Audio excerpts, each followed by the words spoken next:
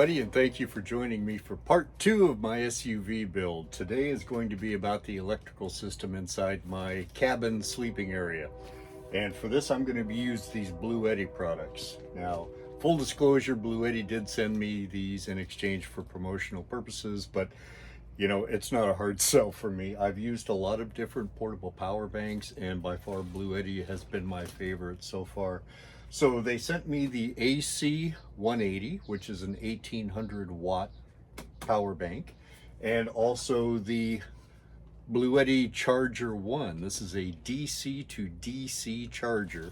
Now what this does is hooks up to your car's 12 volt system via the battery, and has a 5 meter, which approximately 15 feet cable with a 60 amp breaker on it. And I will show you how I set that up.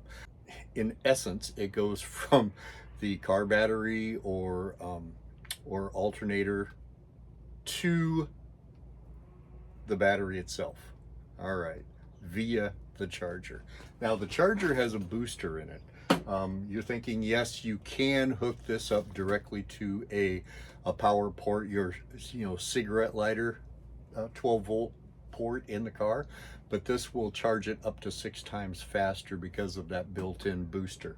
A very simple setup, and let's see, along with the Charger 1, you've got mounting brackets and this MC4 connector cable, which will go here via this guy right here, right? So, and this plugs directly in to the PV DC input right there. All right, so we'll get started with that soon. This AC180, I deliberated on what size to get, and I want to use cooking appliances that are electric inside the cabin. So I'm not going to be using any gas products. So I've got, like the electric tea kettle for boiling water. I'm going to be using a hot plate, or I will find an induction plate. Also looking at a small rice cooker, kind of a multi-cooker really, and so I'll be using those in there. So I figured that the 1800 watt is going to serve me just fine. And this has the AC output, the 120 volt, and a pure sine wave converter inside. So this thing, I've got another one like it that I use out in the project trailer, but I really like the size. I like the way it operates. Now Bluetti also has an app that you download, then you can monitor and even make changes to your systems no matter what it is. I've got a refrigerator, I've got several different Bluetti power banks, some different odds and ends, and all I do is via a built-in connection, they speak to each other like a Wi-Fi connection, right? Anyway, yeah, I'm an IT challenged, boring old guy, so what do I know about these kind of things? But they talk to each other and it works good. Trust me on that. All right, so let me take you out to the SUV, show you how I've made the connection with the cables, and we'll start hooking it up.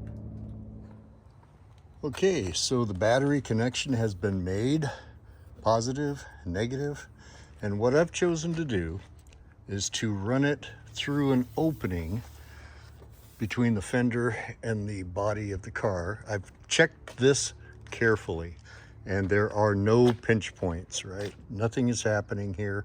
There's no metal-to-metal connection. Everything is fine, no pinch points. What I've done is run it down behind the hinges. You can kind of barely see it back there, and brought it down and run it inside. Now this is the only point where I'm kind of concerned, but there's enough give in the weather stripping, that there is no pinch point there either. I've run it underneath the mat and along the edge of the car to the back. Now this is where I've chosen to keep the battery. here into the back. And I figure that that is a logical place for now. See, this is all loose, just coming up there. I have not decided on any permanent attachment point. You know, I will be living with this a little while, determining exactly how I want to configure any kind of cabinetry here, and then I'll make a final location determination. But for now, this thing is just going to live in this back corner, and I will strap it in with a bungee to keep it safe. Now this comes in at 36 pounds, a little bit better than that. It has some non-slip feet down on the bottom, and you know, it's not going to move around a whole lot, but I will strap it with a bungee just so it doesn't tip over or anything like that if I have to go around a corner really sharp. All right, so let me start making this connection here. All right, I'm going to begin this installation by installing the input cables. So clearly marked, input negative, input positive. Now there's some set screws down there that hold everything in place, and they have provided the little Allen wrench for the set screws down there. And I just need to back those off and open things up so I can get those cable leads in there. So you see the end of the lead is square, so that will slip right in there. And when the set screw goes down, it'll clamp it into place.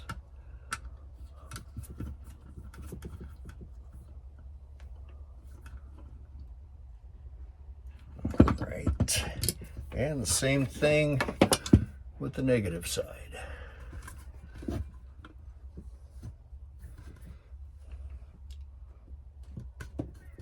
And both sides are snug.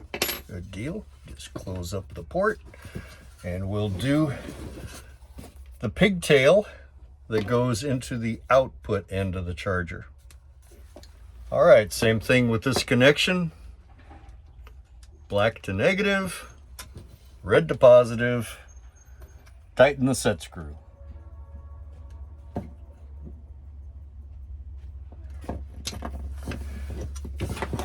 And there it is. All right, for now, I'm keeping this operation very simple. I'm going to turn on the breaker. I'm going to move this charger onto this little flat spot right here. And move the power bank right in front of it.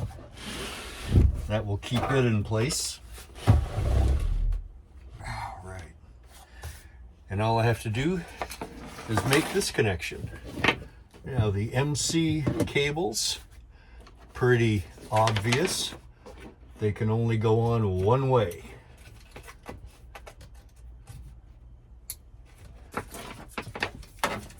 And we plug it in. And we're done. Just that simple and easy. All right. All right, I've started the engine. Turn things on here. You can see I have 210 watts of input coming into it. The battery came with 55% charge, now at 56%, and it's telling me that about 2.5 hours at this rate, it'll be fully charged. So, good deal. I'm going to like it a lot. All right, well, I'm going to live with this setup for a while, do some camping in it, and I figured I'm going to take a pad of paper, a pencil, and a tape measure along with me, and over the course of a few camping nights, just decide what kind of a little cabinet that I want to build into here, and exactly how big I want to make it, how I want to do it, some pull-outs for kitchen shelves. You know, I'll make some decisions here. So anyway, the next time you see me in this, I'll be doing some camping. So thank you for joining me. I appreciate each and every one of you. Thanks for watching, and I will talk to you later. Be blessed. Go take a hike.